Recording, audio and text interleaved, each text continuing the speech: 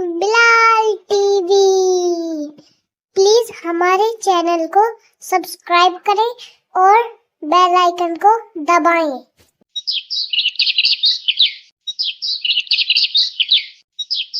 एक पेड़ था, घना, लंबा और शांत।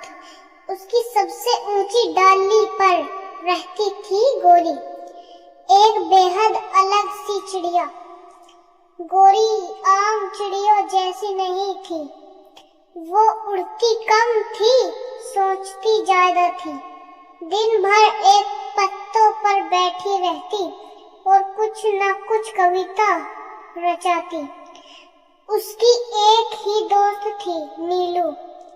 नीलू चंचल थी, हर वक्त उड़ती रहती, हर जगह से दाना लाकर गोरी को खिलाती। एक दिन नीलू बोली, तू उड़ती क्यों नहीं गोरी? सिर्फ कविता लिखने से क्या होगा? गोरी मुस्कुराई। उसने एक पंख से अपना पत्ता उठाया और पढ़ा, उड़ना सब जानते हैं मगर ठहर कर देखना वो सिर्फ कवि जानती है। नीलू बोली, पर गोरी तू कभी बाहर की दुनिया देखेगी नहीं तो अंदर की कविता भी अधूरी रह जाएगी। गोरी चुप हो गई। वो जानती थी कि नीलू ठीक कहती है। अगले दिन नीलू नहीं आई। पहला दिन, दूसरा दिन, तीसरा भी। गोरी के मन में बेचैनी उठती गई। कविता रुक गई, पंख कांपने लगे।